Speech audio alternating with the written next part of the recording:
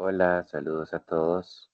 Bienvenidos para esta sesión de Laboratorio de Química General 1, sesión virtual.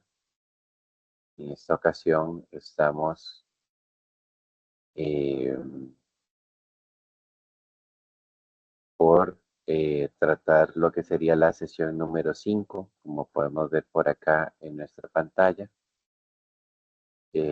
Si vamos a la parte de materiales importantes, para chequear cómo está nuestro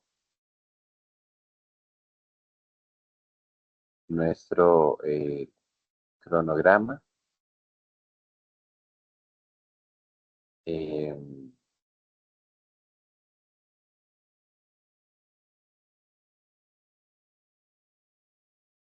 Ahí podemos ver que estamos en esta semana, ¿no? Semana 15, son las prácticas 9 y 11.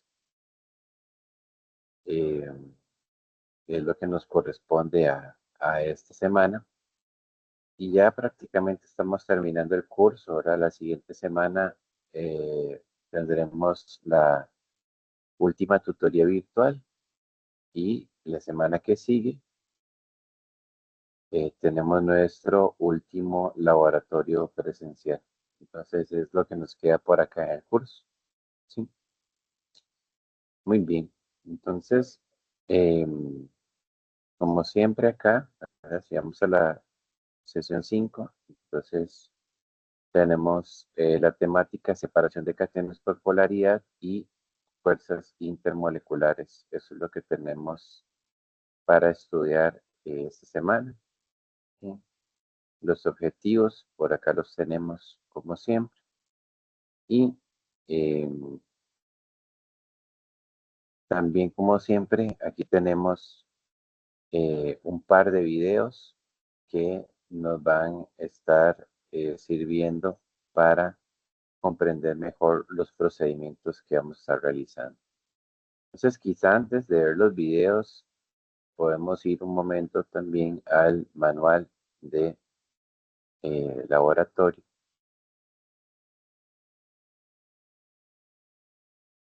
Y de esa manera, ver qué dice ahí la parte eh, de teoría, ¿sí? En realidad, estas actividades que tenemos para esta ocasión no son muy extensas, ¿sí? No son muy extensas. Eh, en realidad,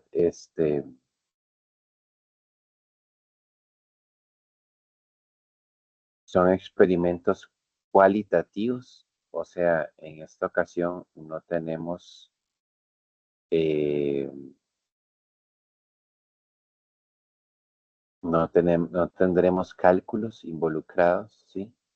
Así que solamente estaremos haciendo observaciones y no estaremos haciendo mediciones, ¿sí? Muy bien. Entonces, el experimento número 9 ya lo tenemos por aquí, ¿verdad? Dice identificación de cationes, estroncio, hierro y potasio. Objetivos: estudiar las reacciones en disolución acuosa de precipitación. Tal vez si tienen buena memoria recordarán que esto es un tema del capítulo 4. Ujú. Reconocer las reglas de solubilidad de las sustancias y separar e identificar iones y cationes contenidos en una mezcla. Eso sería entonces los objetivos que tendríamos para esta ocasión. Los materiales son estos que tenemos por acá. Realmente todos los hemos utilizado menos este aparato que está aquí que se llama centrífuga. Una centrífuga es un aparato giratorio. eh, Se lo pueden imaginar como la centrífuga o la secadora de la lavadora de la casa de todos nosotros, ¿verdad? Un tambor que gira Y el girar hace que lo que está dentro de él se pegue a las paredes por la fuerza que se desarrolla en el giro. Entonces, la centrífuga de laboratorio es igual, no es tan grande, lógicamente, es para tubos de ensayo, pero uno coloca los tubos de ensayo dentro del tambor, el tambor gira, y ese giro provoca una fuerza que hace que cualquier cosa que esté como flotando en el líquido que está dentro de los tubos se vaya hacia el fondo de los tubos. La utilizamos normalmente en el laboratorio para forzar la precipitación de las cosas insolubles que estén flotando. ¿Sí? Muy bien. Acá en lo que son los reactivos tenemos, primero vamos a usar una mezcla de cationes, ¿verdad? Y aquí tal vez de cara para la libreta uno dice, bueno, ¿cuáles cationes o cómo busco esto de cara a las constantes físicas? Esta mezcla de cationes es un frasco que ya tenemos en el laboratorio ya preparado, ya listo, ¿sí? Entonces, es algo propio de esta práctica. Si uno busca la información técnica o la información de seguridad de la mezcla de cationes, no va a encontrar nada, ¿verdad? Porque es algo demasiado específico. Entonces, aquí lo que pueden buscar es buscar, eh, en lugar de buscar estroncio, van a buscar sulfato de estroncio, ¿sí? Eh, en el caso, perdón, en lugar de,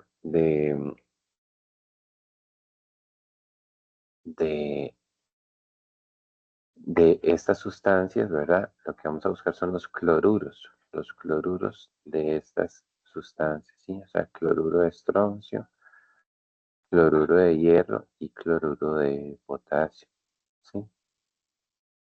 Entonces eso de cara a la libreta, ¿sí? Por acá dice que también vamos a usar una disolución de sulfato, ¿verdad? 0.25 molar. No es específica en sulfato de qué, ¿verdad? Porque realmente yo no puedo tener una disolución solo de sulfato, o sea, el sulfato viene acompañado de algo.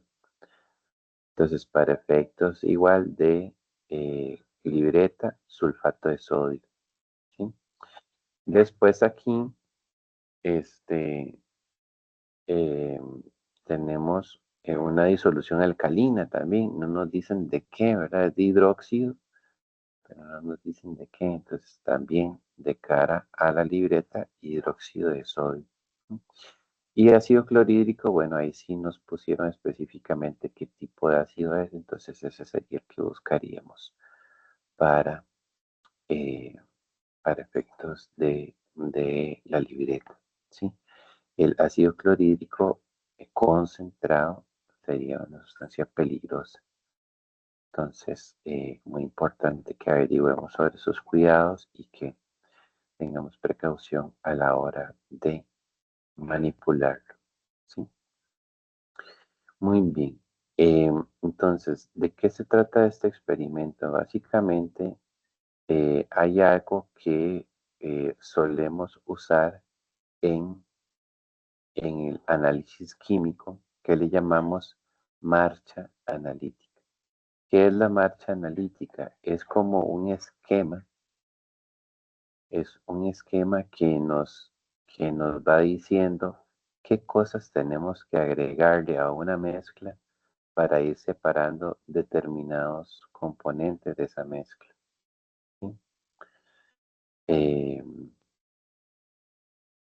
aprovechando diferentes propiedades físicas que pueda tener la mezcla, ¿verdad? De hecho, existen varios métodos químicos para lograr separaciones, pero quizá una de las más fáciles y como dice aquí, el método más empleado es el que se basa en reacciones de precipitación y reglas de solubilidad, ¿sí? O sea, yo puedo tener una mezcla de diferentes metales o diferentes cationes o diferentes sustancias y yo puedo planear una ruta o una marcha analítica en la cual yo vaya agregando ciertos reactivos que reaccionen solo con alguno de los componentes de la mezcla. Y si esa reacción es de precipitación, lo que va a suceder con el único componente que reacciona con el reactivo que adicionemos es que no solo es que va a reaccionar, sino que va a formar un sólido y se va a ir para el fondo del recipiente. Entonces uno podría hacer una decantación, o sea, sacar el líquido supernadante con cuidado y dejar el sólido en el fondo y de esa manera ya lo tendríamos separado. ¿Sí?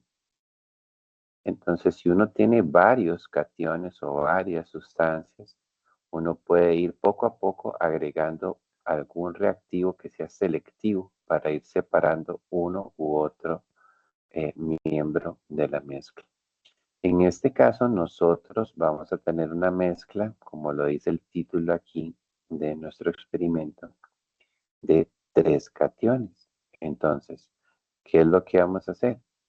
Dado que tenemos esta mezcla, vamos a agregar, o nuestra marcha analítica va a consistir en que primero vamos a agregar un reactivo que solamente reaccione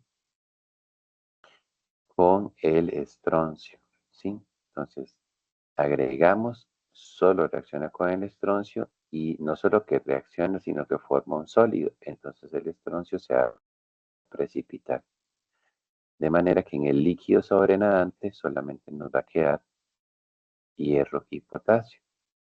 Si decantamos este líquido y lo pasamos a otro tubo de ensayo, dejamos el sólido de estroncio en el tubo anterior, ya separado, nos tocaría entonces agregar algo para lograr separar entre hierro y potasio.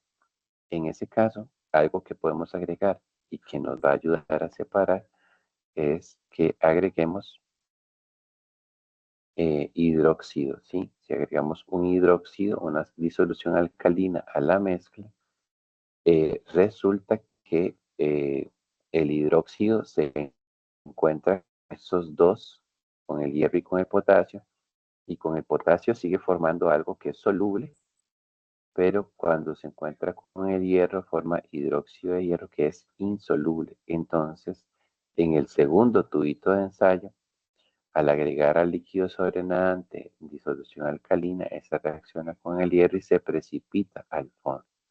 Nuevamente yo puedo hacer decantación y recuperar el líquido sobrenadante. En ese caso, el líquido sobrenadante solo contendría potasio, ¿sí? Entonces, esa marcha analítica o esa ruta de adición de reactivos para ir separando componentes por precipitación podría ser larguísima, ¿verdad? Si fuese que yo tengo muchos cationes aquí que separar. En este caso, por efectos didácticos, se ha escogido una mezcla de 3 para repetir esto 2 veces. El sulfato de estroncio, cuando nosotros agreguemos eh, reactivo sulfato, el sulfato cuando se encuentra con el estroncio forma un sólido, pero el sulfato de hierro o sulfato de potasio siguen siendo solubles, entonces se quedan en solución. Entonces, esa particularidad que tienen, ¿verdad? Si yo agrego sulfato, ¿quién precipita de los 3? Solo el estroncio. Si yo agrego hidróxido, ¿cuál precipita de los 3? Solo el hierro, ¿verdad? El potasio no precipitaría con ninguna cosa que nosotros le agreguemos. Entonces aprovechamos esas características para entonces diseñar una ruta de separación. ¿No?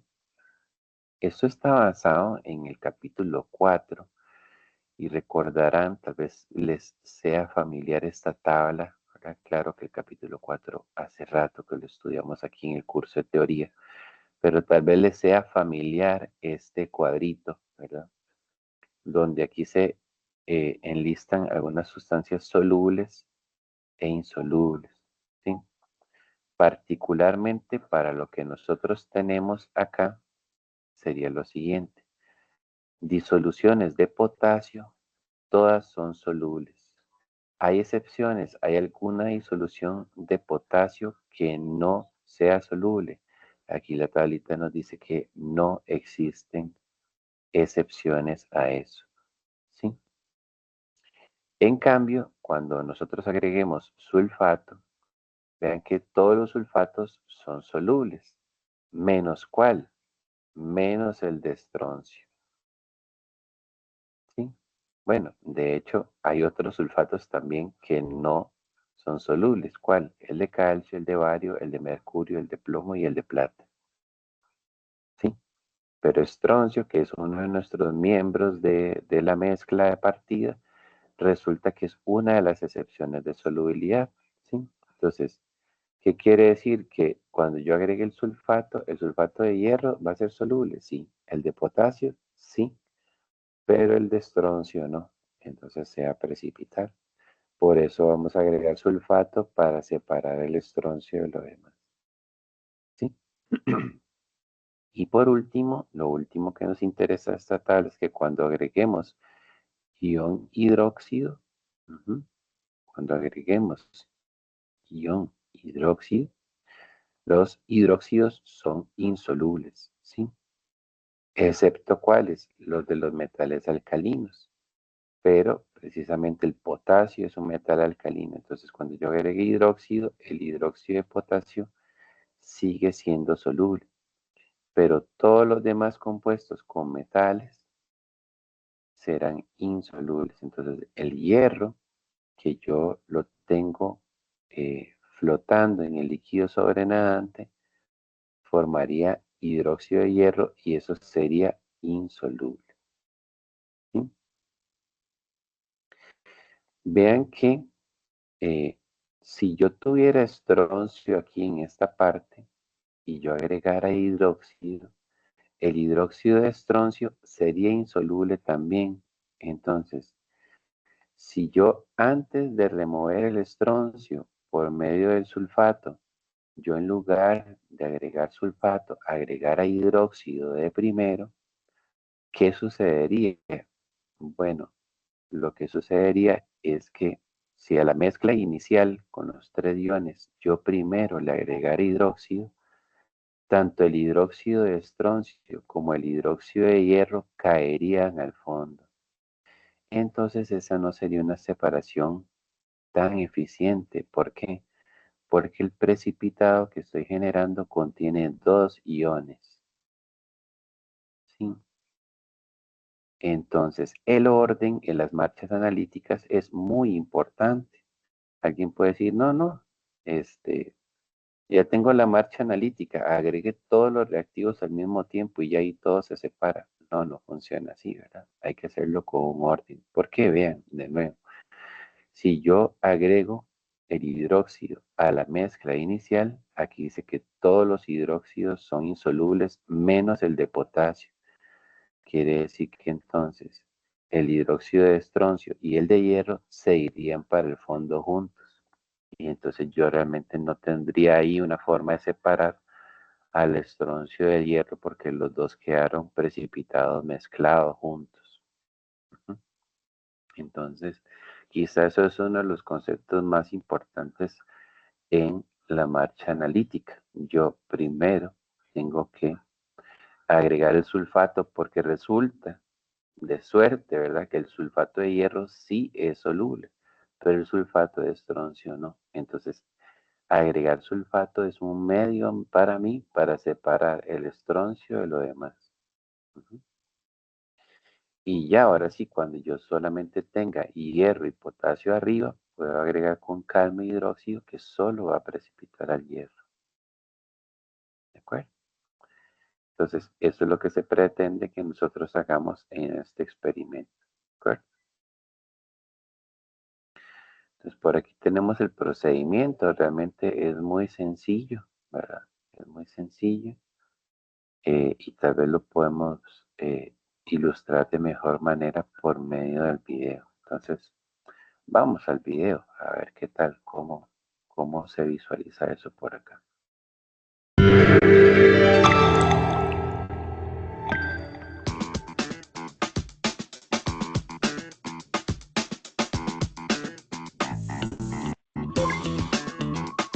Bienvenidos al laboratorio virtual de la Cátedra de Ciencias Químicas de la UNED. En esta ocasión vamos a hacer la práctica llamada identificación de cationes, estroncio 2, hierro 3 y potasio. En este video veremos reacciones de precipitación y de solubilidad mediante la separación e identificación de estos cationes.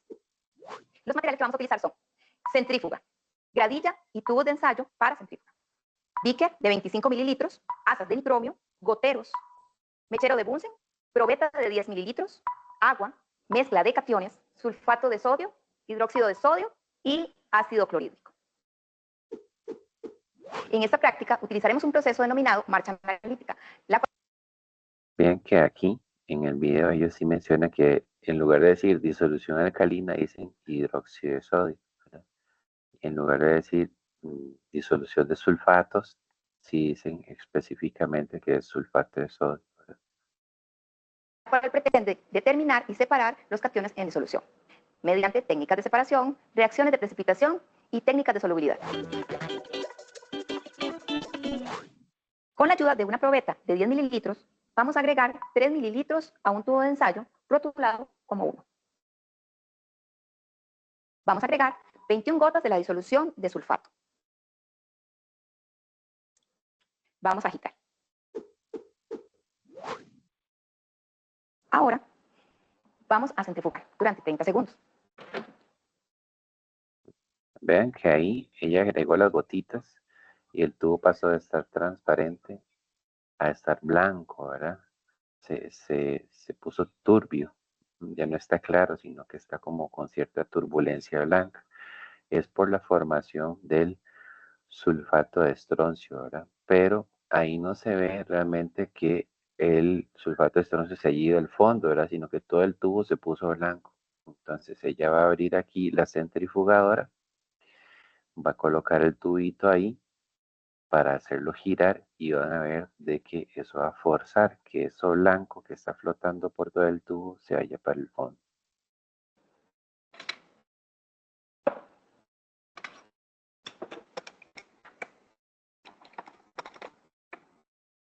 Para colocar en la centrífuga necesitaremos un contrapeso, por lo que vamos a tomar un tubo de ensayo para la centrífuga y vamos a dejarlo al mismo nivel con agua destilada.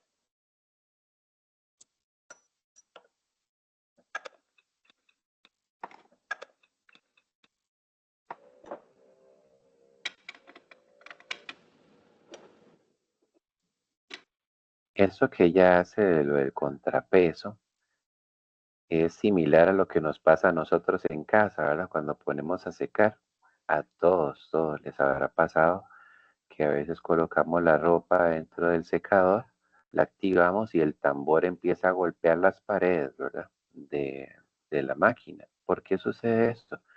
Porque está desbalanceado. Entonces, ¿qué es lo que uno tiene que hacer en ese caso? Abrir la tapa, acomodar mejor la ropa para que esté mejor distribuida, de manera que cuando el tambor empiece a girar, no se desestabilice. Entonces aquí, ¿qué es lo que pasa con la centrífuga de laboratorio? Lo mismo, ¿verdad? Si yo solamente pongo un tubito de ensayo, ella va a estar desbalanceada en peso y cuando gire, pues se podría golpear el equipo o dañar, ¿verdad? Entonces, ella lo que hace es que le rellena otro tubito con agua para ponerlo simétricamente al otro lado del equipo, de manera que en peso estén balanceados y cuando el equipo empiece a girar, gire suavemente.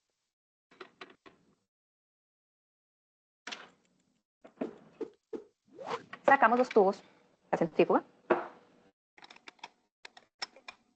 y aquí pueden notar el precipitado. Debemos añadir. Si lo ven, ¿verdad? Entonces vean que antes de ella al colocarlo en la centrífuga, todo esto estaba blanco. ¿Por qué? Porque este polvito aquí de sulfato de estroncio estaba suspendido por toda la disolución. ¿Ok? Entonces, yo si no lo meto en la centrífuga, sino que lo dejo en reposo, eventualmente en algunos minutos ese polvito irá cayendo y se depositará en el fondo.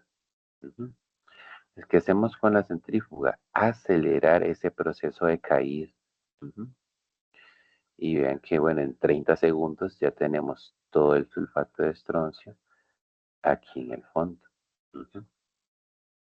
No sabemos si con las 21 gotas que agregamos de sulfato, todo el estroncio cayó. Entonces ahora ya lo que va a hacer es que ahora al tubito le va a agregar unas gotitas adicionales de sulfato. Si eso se vuelve a poner blanco, quiere decir que todavía aquí en el líquido transparente quedó estroncio flotando sin precipitar.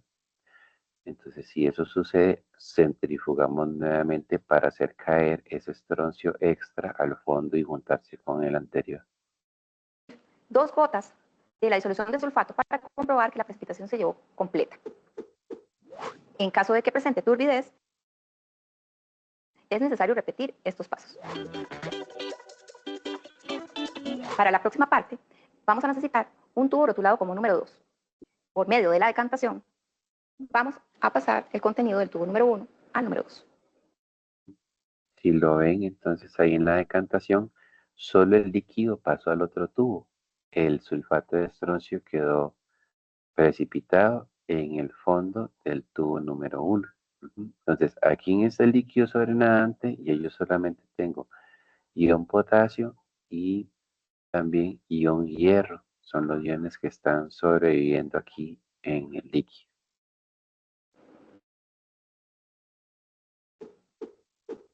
Para esta segunda parte, utilizaremos el contenido del tubo número 2 y le agregaremos 21 gotas de hidróxido de sodio.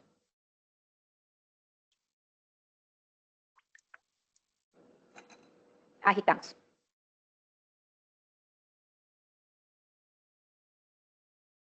Y volvemos a centrifugar durante 30 segundos.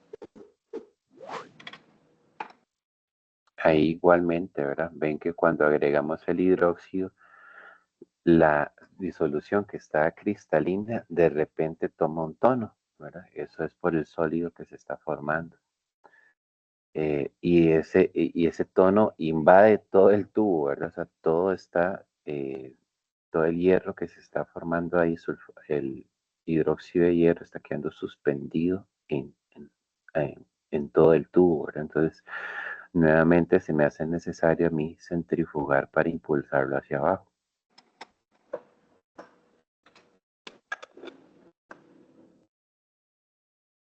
Recuerde que para centrifugar debe equilibrar los pesos. Y está rellenando el otro tubito para el contrapeso.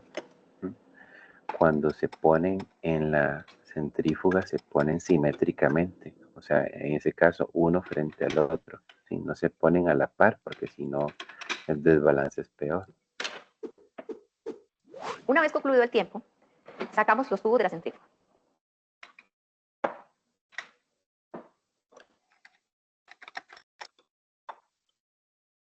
Y decantamos el contenido del tubo 2 al número 3. Este contenido nos servirá para la siguiente parte. Ahí ya se separó el hierro. Para esta tercera parte, le haremos la prueba de la llama al contenido del tubo número 3. Para eso usaremos las asas de nicromio, las cuales consisten en un filamento de nicromio que posee un aro en la punta, el cual sirve para transportar pequeñas cantidades de líquido. Lo primero que haremos será limpiar. Recordarán que esa prueba de cationes ya la hicimos, ¿verdad? La hicimos en una práctica anterior. Aquí, ¿cuál es la idea? Vamos a hacer la prueba de cationes con lo que nos quedó en el líquido del tubito número 3. En teoría ahí solo tenemos potasio. Entonces cuando hagamos la prueba de la llama, el color que nosotros vayamos a observar de la llama debería ser igual al color que observamos en experimentos anteriores cuando hicimos la prueba para el potasio, ¿sí? Que si no me equivoco era un rojo, ¿verdad? Un rojo intenso. Vamos a ver. El asa, sumergiéndola en ácido clorhídrico, teniendo cuidado de no salir. Primero lo limpian con Luego ácido, la ¿verdad? exponemos Que a la era llama igual que el hasta que el filamento procedimiento. esté incandescente. Y ahora sí lo va a La dejamos sumergir. enfriar y la sumergimos en el contenido del tubo número 3. Y hacemos la prueba de la llama. Aquí vamos a ver un ligero color anaranjado que corresponde al sodio. Para lograr ver el potasio, necesitaremos usar el vidrio de cobalto. Recuerde anotar las observaciones de cada uno de los pasos. Esperamos que este material sea de... Y eso es. Ese es el experimento número 9. Muy bien. Entonces, espero que esté claro lo que tenemos que hacer, ¿verdad? Realmente es una experiencia bastante bonita. Aquí el manual sigue el experimento 10, pero ese no lo vamos a hacer en esta ocasión, sino que sigue el experimento 11. ¿Ok? El experimento 11 tiene que ver con polaridad y fuerzas intermoleculares. En sí, nosotros ya habíamos tenido una experiencia parecida con respecto a esta temática en experimentos anteriores donde estuvimos viendo la diferencia entre enlace iónico, enlace covalente polar y enlace covalente no polar, ¿sí? Entonces, aquí en este experimento vamos a seguir hablando un poco sobre esas diferencias que existen en las sustancias debido al tipo de fuerzas que estén presentes, ¿sí? Solamente que fuerzas intermoleculares es diferente al tipo de enlace, porque los enlaces son fuerzas intramoleculares, ¿sí? O sea, que están entre los átomos, que están uniendo los átomos de una molécula.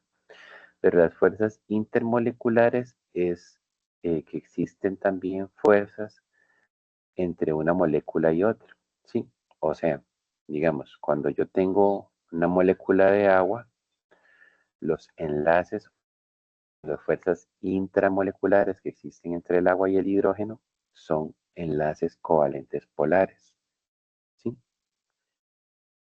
Ese sería, ahí estaríamos hablando, cuando hablamos de enlace, estamos hablando de la fuerza entre los átomos de la molécula.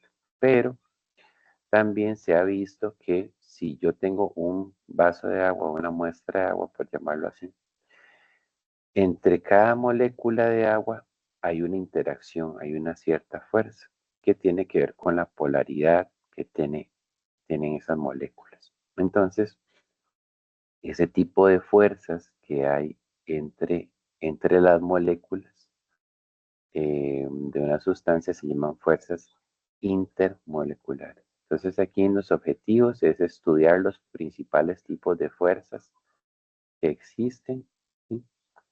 Identificar las fuerzas intermoleculares en las sustancias a partir de propiedades físicas como el punto de ebullición. Y también vamos a ver un fenómeno que se conoce como tensión superficial. Materiales, en realidad aquí no tenemos algo extraño, ¿sí? Son materiales que ya hemos estado utilizando. Y en la parte de reactivos, sí tenemos por acá eh, algunos, ¿verdad? Digamos, 1-butanol, tenemos hexano, tenemos agua, ¿sí? Así que hay que buscar las propiedades de ellos. Este jabón líquido puede ser cualquiera, realmente, las propiedades de cualquier jabón líquido. Y cuando busquen el aceite, ¿verdad? El aceite vegetal puede ser cualquiera, pero en realidad sabrán, ¿verdad? Si les gusta cocinar, sabrán de que existen muchos tipos de aceite, ¿verdad? De girasol, de maíz, de canola, de soya, ¿sí? De coco. Entonces, todos ellos tienen una fórmula diferente y de hecho los aceites son mezclas de compuestos. Entonces, pueden buscar cualquier aceite vegetal, cuáles son los cuidados que habría que tener con cualquiera. En realidad deben ser muy similares. Y si no, si les costara encontrar como información específica de algún aceite, bueno, los aceites están formados principalmente por ácidos grasos de cadena larga. Y uno de los ácidos grasos más presente en el aceite es el ácido linoleico, ¿sí? el ácido linoleico o también está el ácido oleico. Entonces, para efectos de la libreta y las propiedades químicas, pueden buscar alguno de esos ácidos grasos de cadena larga. ¿Estamos? Bien, entonces, ¿verdad? Aquí lo que yo decía en la práctica 7 ya se había estudiado de manera experimental algunas propiedades que tenían que ver con los enlaces químicos. ¿Sí? Y esos enlaces químicos se conocen como fuerzas intramoleculares. Pero cuando una molécula interactúa con sus moléculas vecinas, también hay interacciones entre ellas. Y esas interacciones entre las moléculas se llaman fuerzas intermoleculares. ¿Sí? La magnitud de esas fuerzas depende de la polaridad. Si una sustancia es polar o no polar, eso va a definir el tipo de fuerzas que van a estar presentes. ¿Sí? Entonces, esto no lo hemos visto todavía en el curso de teoría, pero esto va a estar siendo cubierto en las próximas semanas, pero básicamente es eso, ¿verdad? Que hay una interacción entre las moléculas dependiendo de su polaridad. Entonces aquí nos hablan de algunos tipos de fuerzas intermoleculares o la clasificación más común que tenemos. Hay unas fuerzas que son fuerzas iónicas, que es un ion contra otro ion. Eso se da principalmente en las sales o en los sólidos cristalinos, ¿verdad? Iónicos, por ejemplo, cloruro de sodio, todo ese tipo de sales cuando están en estado sólido tienen este tipo de interacción, ¿verdad? Son iones que están cargados positivos y negativos y eso mantienen la red cristalina unida. Hay otra fuerza muy interesante y muy importante que son los puentes de hidrógeno. Los puentes de hidrógeno se dan cuando en una molécula yo tengo efectivamente hidrógeno, pero también en la molécula yo tengo oxígeno, nitrógeno o flúor. Entonces, por ejemplo, pensando en el agua tiene hidrógeno y oxígeno. Entonces, en el agua se presentan este tipo de fuerzas que se llaman puentes de hidrógeno. Son especialmente fuertes, ¿verdad? Y eso hace que, por ejemplo, sustancias con puentes de hidrógeno tengan puntos de ebullición bastante elevados. Es una de las características que ellos tienen ahí. Otro tipo de fuerzas son las fuerzas ion-dipolo. Eso se da más bien cuando yo, por ejemplo, disuelvo una sal en un disolvente polar. Caso típico, disolver cloruro de sodio en agua, ¿verdad? Entonces, algunas moléculas de agua tienen una parte polar negativa, que es la parte roja, se orientan, como se ve aquí, todas están orientadas de la misma manera en sentido de frente al sodio, que es un ion positivo, ¿verdad? Entonces ese es el tipo de interacciones que pasan ahí. Cuando el cloruro de sodio se disuelve, el sodio queda positivo y el cloruro negativo. Entonces, si aquí no lo hicieron, pero tendríamos al ion cloruro también rodeado de moléculas de agua, pero más bien rodeadas de la parte azul, ¿sí? Que son los hidrógenos, que son los que están positivos, rodeando el cloruro que está negativo. ¿Mm? Y bueno, este otro tipo de fuerzas son las fuerzas dipolo-dipolo, que son dipolos permanentes o los dipolos también inducidos, ¿verdad? Eso es eh, en relación con ese tipo de fuerzas. Y unas fuerzas bastante comunes que se presentan prácticamente en todas las sustancias son las fuerzas de dispersión. ¿Sí? También se les conoce como fuerzas de London. Eh, Estas fuerzas se presentan normalmente en moléculas no polares, dígase aceites, dígase combustibles, ¿verdad? Todo este tipo de sustancias que son no polares tendrían fuerzas de dispersión. Ujú. Entonces, algo interesante que nosotros tenemos aquí es que cuando nosotros comparamos qué tan fuertes son esas interacciones entre las moléculas, es posible que nosotros podamos visualizar que existe este orden que tenemos por acá. ¿Sí? Las fuerzas más fuertes son las iónicas. ¿Sí?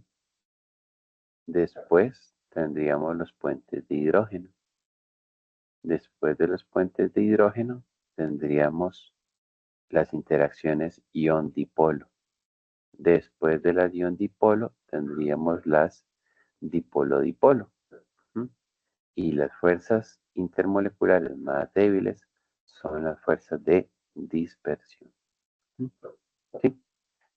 Entonces, aquí en el procedimiento, ¿qué es lo que vamos a hacer?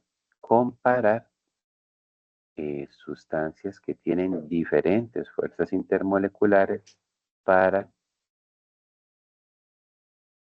de esa manera eh, poder ver de verdad cómo esas fuerzas eh, hacen que las sustancias tengan propiedades diferentes.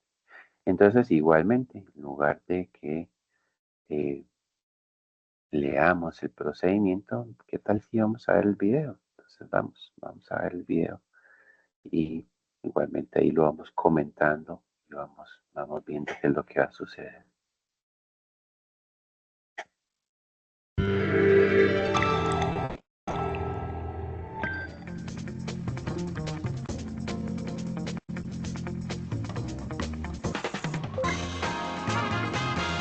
Bienvenidos al Laboratorio de Química de la UNED.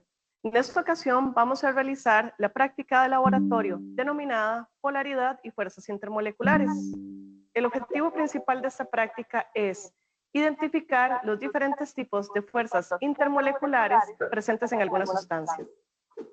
Para esta práctica de laboratorio vamos a utilizar el siguiente equipo. Un calentador, armaremos un sistema de baño María, utilizaremos buretas, utilizaremos un pañito de lana, hexano, etanol, agua destilada, 1-butanol, un agitador, jabón líquido y un clip. Para iniciar el procedimiento, colocamos 5 mililitros de hexano en el sistema de baño María. Subimos la temperatura moderadamente y observamos el termómetro cada 30 segundos hasta llegar a la temperatura en la cual se dará el punto.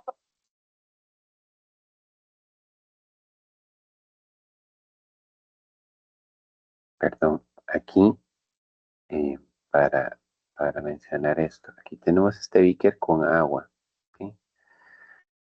Hay un tubito de ensayo. Dentro de este tubo se colocó hexano, ¿sí? Colocó hexano. Está dentro del tubito y dentro del tubo, ¿sí? Tocando el hexano que está dentro del tubo se coloca el termómetro, ¿sí? De manera que no vamos a medir la temperatura de esta agua que va a estar aquí afuera, sino que vamos a medir la temperatura del líquido que está dentro del tubito. ¿De acuerdo? La idea es usar así baño María para que el calentamiento sea suave y lento, porque lo que queremos es que, bueno, sabemos que esta agua, a razón de que llegase a hervir, llegaría más o menos a unos 95 grados. Pero queremos que se vaya transfiriendo calor al líquido que está dentro de nuestro tubito de pruebas. Y cuando veamos burbujeo dentro del tubito, no en el agua, ¿sí? No en el agua de afuera, sino cuando veamos burbujeo en el tubito, sepamos que ahí estamos en el punto de ebullición de esa sustancia. Se dará el punto de ebullición. Podemos observar el punto de ebullición a Ahí, ¿verdad? Si vemos, 67 grados. se nota, ¿verdad? Que está ya como burbujeando lo que está dentro del tubito. Y ahí haríamos la lectura, ¿verdad? Aquí a la profesora Adriana le da un resultado de 67 aproximadamente. Recuerden, ¿verdad? Llevar este tipo de datos en el cuadro de constantes físicas y químicas para nosotros poder verificar que la lectura que estamos obteniendo en el laboratorio coincida aproximadamente con lo que dice la teoría, que sería el punto de ebullición de la sustancia. Grados Celsius. Ahora repetiremos el proceso con etanol. Estamos a 78 grados Celsius y podemos observar el punto de ebullición del etanol. Ahí igual, ¿verdad? Ven que el agua que está alrededor ya se ve más caliente, ¿verdad? No está burbujeando intensamente, pero sí se ve más caliente. Y de nuevo, esas son el tubito, ¿verdad? Dentro del tubito, aquí pusieron etanol, un poquito de etanol dentro, y el termómetro está dentro del etanol. El etanol hierve antes que el agua, entonces por eso ya aquí está burbujeando y afuera no. Y la lectura que obtenemos ahí, pues igual a la profesora Adriana le está dando un valor aproximadamente de 78. Repetimos el proceso con agua destilada. Ahora nuestro termómetro tiene una temperatura de 95 grados Celsius y es la temperatura de ebullición del agua.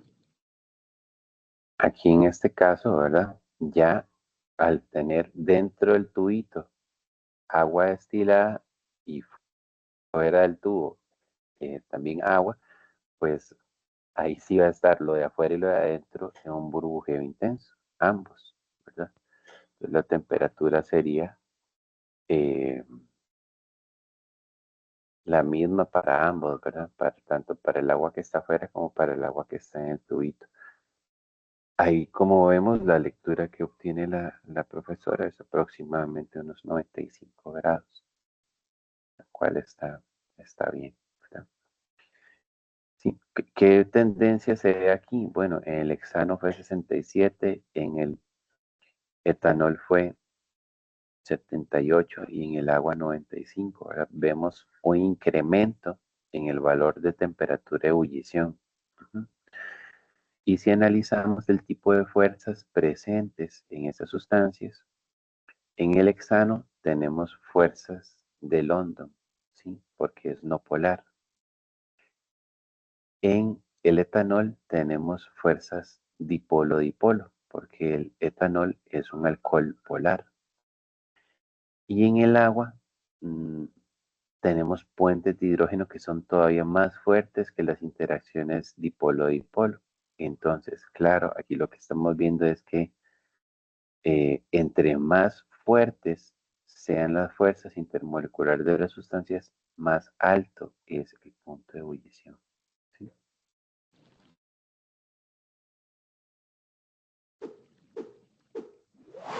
Para finalizar, repetimos el procedimiento con 1-butanol. Como podemos observar, el punto de ebullición del 1-butanol no sobrepasa los 95 grados Celsius. Esto es debido a que en el baño María lo que tenemos es agua y el punto de ebullición del agua es 95-96 grados Celsius a esta altura. Ahí, ¿verdad? Cuando busquen las propiedades físicas del 1-butanol, lo que se va a encontrar es que el punto de ebullición está por arriba de 100. Ujú.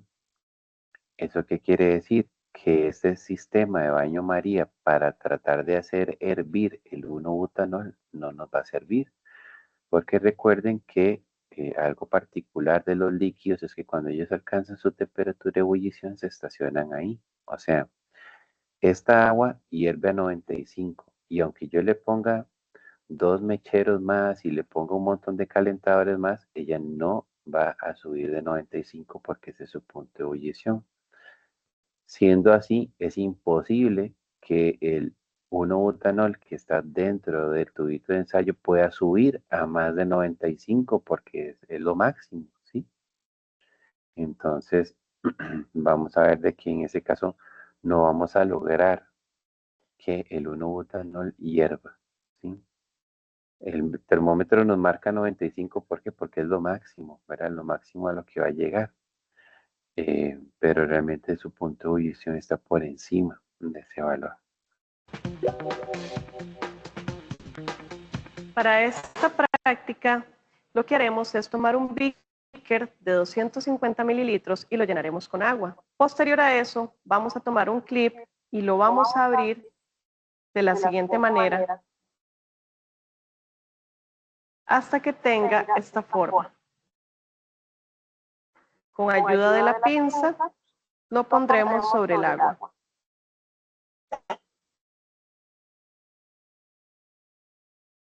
Ahora echaré un par de gotitas de jabón sobre el clip y veamos lo que sucede.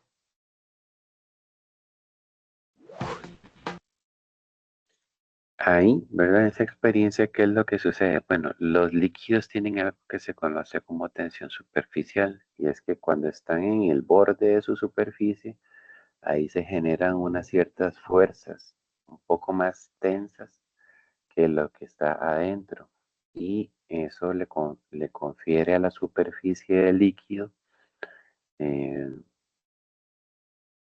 una cierta fuerza.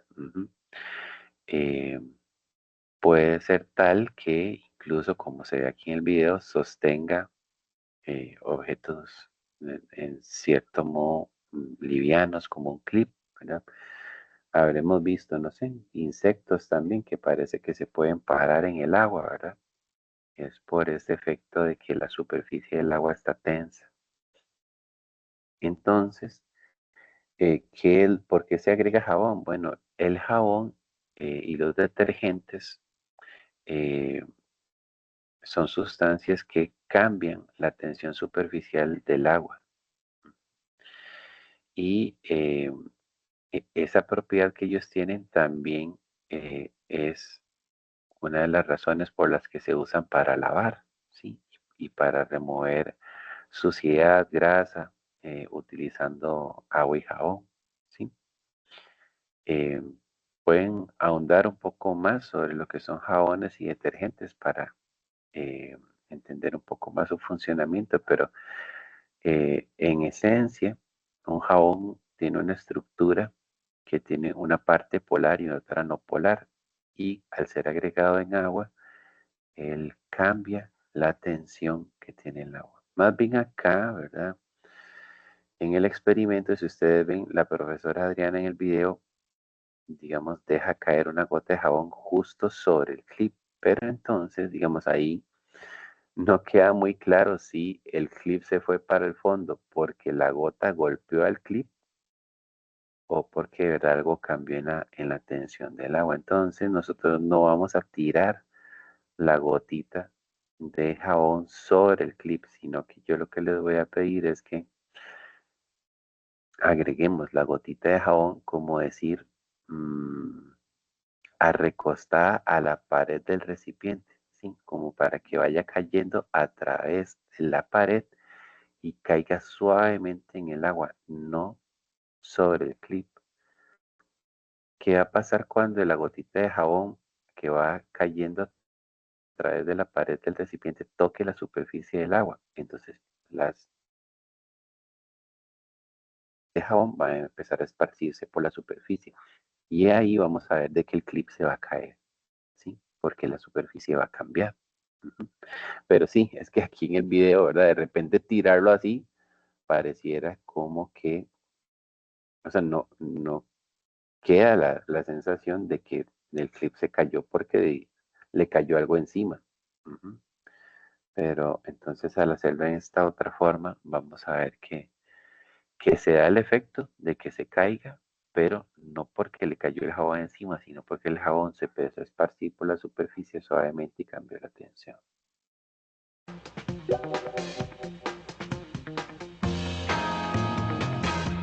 Hemos instalado 2 buretas en su soporte. Esta bureta de acá contiene agua. Esta otra bureta contiene hexano. Lo que vamos a hacer es tomar el agitador y lo frotamos con la lana. Acercamos el agitador y abrimos el chorrito de agua. Observamos lo que sucede. Ahí lo que se puede ver es que el chorrito tiende como a doblarse, ¿sí? Como que siente atracción hacia el vidrio, ¿verdad? Cuando frotamos el vidrio con la lana, lo que estamos haciendo es dándole un tipo de electricidad que se llama electricidad estática. Básicamente el vidrio se carga con electrones en su superficie y como el agua es polar y los electrones son negativos, entonces surge interacción entre ellos porque hay polos opuestos. Ujú. Y entonces lo que podemos notar es una cierta curvatura en la línea de fluido que estaba cayendo desde la bureta. Luego tomamos de nuevo el agitador y frotamos, pero ahora lo pondremos en el chorrito del hexano. Recuerde anotar lo observado. Es muy rápido ahí, pero en el laboratorio lo vamos a hacer con calma. En el hexano no se ve la curvatura.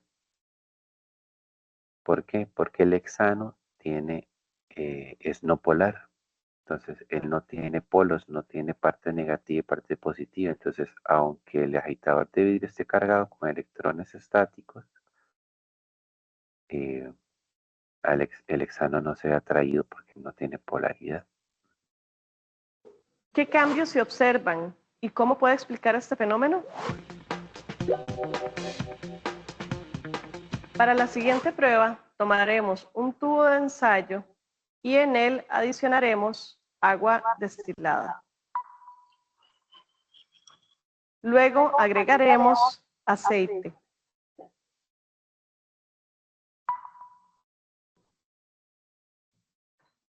Agitamos.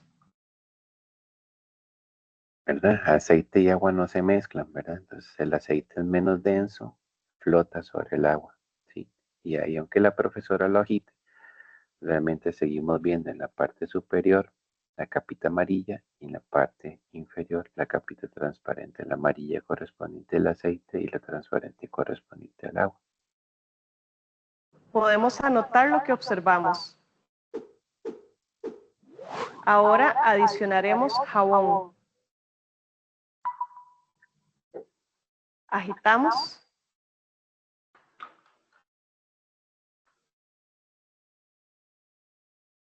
Y anotamos lo observado. Esperamos que este...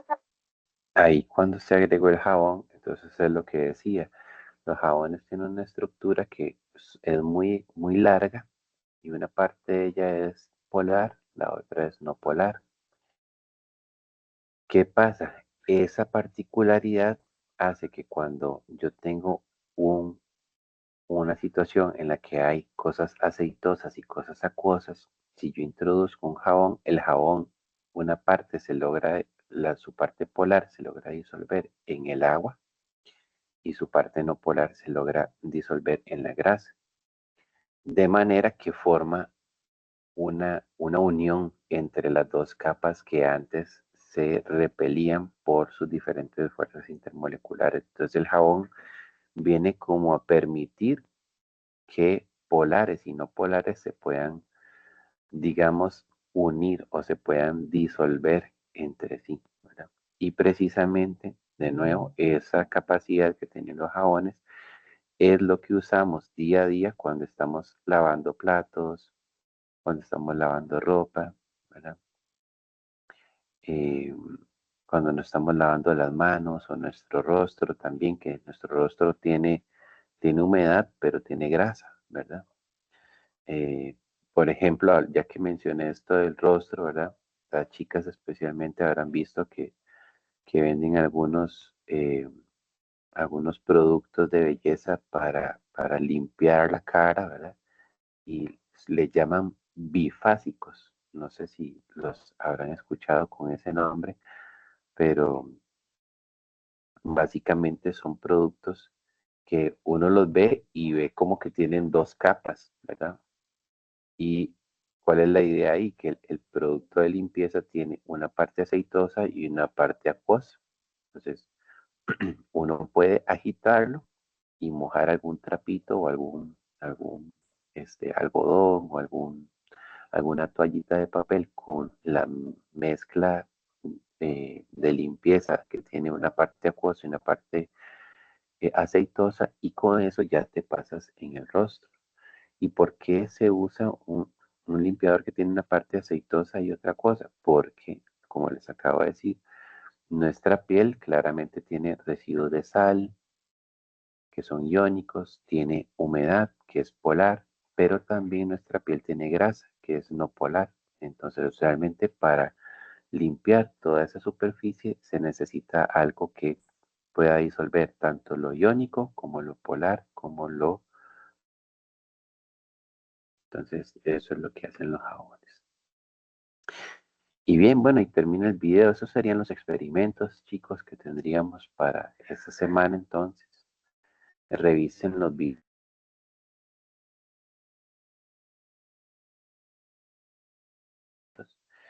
Y no, esperemos que todo nos salga muy bien en esta sesión, que como siempre nos entrega cuestiones muy interesantes, experimentales acerca de la química, los principios y eh, la teoría que se ha desarrollado para el estudio de la materia. Sí, muy bien. Bueno, que esté muy bien, cuídense mucho. Hasta luego.